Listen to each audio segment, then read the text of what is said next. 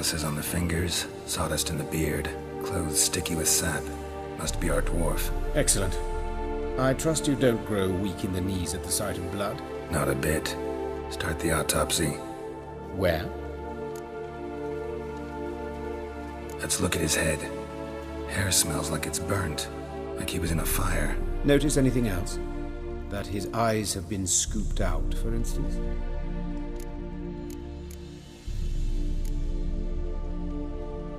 Those burn marks I see in his eye sockets. Yes, and some grey dust. Ash, it seems, very fine. Murderer gouged out his eyes, then put burning coals in the sockets. So it seems. Looking at the wounds, it appears our Woodcarver was still alive when it happened. Let's examine the mouth. Burns, blisters. Just like Priscilla's.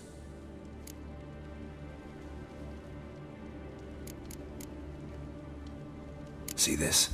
Incision made into the voice box. Indeed, so thin as to be nearly unnoticeable. A small, extremely sharp instrument. Scalpel. But why?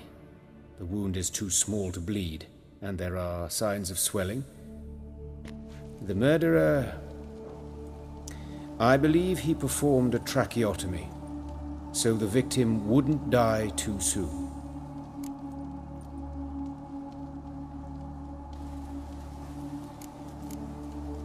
Let's examine his torso. What have we here? Deep wound on the left side of his rib cage, and a scar the length of his stomach. Let's examine the chest wound. Yeah, heart carved out, wound cauterized. Wait a minute, there's something else.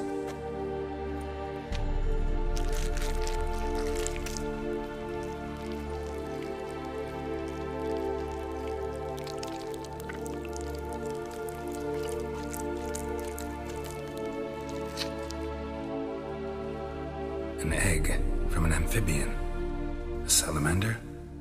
Scorched but intact. I attended some lectures in herpetology as a student. I'm afraid I don't recall any amphibians that would lay eggs in corpses. So either Professor Cochrane was deeply mistaken, or this is our murderer's doing.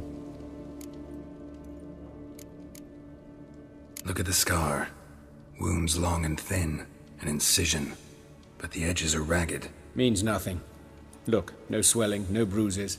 An old injury, perhaps an accident in the workplace. Open the abdominal cavity. Due warning, it will stink of rot. Once fought a Zoogle up to my waist in sewage, so I doubt... Wait. Smells not rot. Formaldehyde. A medical novelty. Heavily diluted, it's remarkable at preserving organic tissue.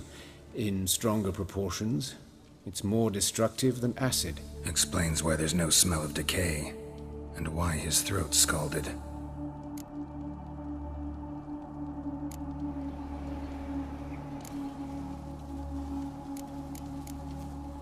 Look at his hands. These welts. Rope burns, right? He was tied up. I'd expect so. No one could sit through such torture unless bound. Speaking from experience? Yes, that of a victim. Spent a year in the dungeons of Tretogor. Long story. Some other time, maybe. See the callus? Our dwarf wore a ring, but someone took it off him. See anything interesting on his legs? His right foot. The ankle swollen, toenails broken. He clearly kicked something very hard, right before he kicked the bucket. Doesn't strike me as the right time for jokes. Apologies. We surgeons, we've a different sensibility. And a different sense of humor. His genitals, we ought to inspect those. I sincerely doubt they bear any relation to the matter. We'll see. Pull down his trousers and... shit. Syphilis, actually. Early stages. No sign of diffusion. Think there could be a connection? Only as the killer's potential motivation. All right. Think I know enough. Enlighten me, please, because I've still no notion what this is about. What the motive might have been.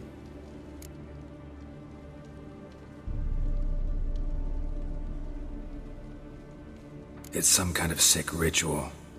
You saw it. Burns in the eye sockets, cavity where the heart should be, scalding liquid, all centering on warmth, heat, fire. A fire eternal. It's a lead worth following. Any idea what his name was? Fabian Meyer. And I'm Hubert Reich, the coroner. I've come to perform the autopsy, but I see you've done it for me, Joachim. As always, you interfere where you're neither needed nor wanted, drag others into trouble in the process. Who is this? A student. Lifelong learner. Got a couple questions for you. Very well, speak. But be quick. Reverend Nathaniel has come by for an inspection. He'll be here shortly. You old friends? Hubert taught me the rudiments of medicine long ago. And not very well. You've still not mastered certain basic principles. For example, that a doctor's role is to treat the ill, not save the world. You've not changed a bit. A compliment? No, a statement of fact. 30 years, and you've not changed a bit. Woodcarver's body. Where was it found? It's important. Plan to investigate? Exciting. He died in his workshop south of the market square, just beside the gate to Far Corners. That poor Trebirates was attacked there. City's abuzz about it. But the Woodcarver, Eustace the corpse collector, brought us the body. You should speak to him. Saw him just around the corner near... Oh, greetings, Your Reverence. Who are these people? I believe I made it clear no one's to be allowed in, under any circumstances. You did, but they're friends of the deceased. Here to collect the body. Out of the question. Show them out at once. As Your Reverence wishes. Gentlemen, follow me. You shall leave via another route.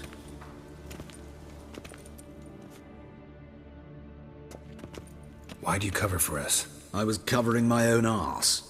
If Reverend Nathaniel had learned someone had entered the morgue, then cut open a corpse without his permission, I'd be in deep trouble. But you didn't give that a thought, did you, Joachim? As ever. Well, while I don't approve of your willfulness, I also wish to see this murderer hang. So, should I learn anything new related to this case, I will let you know. Thank you.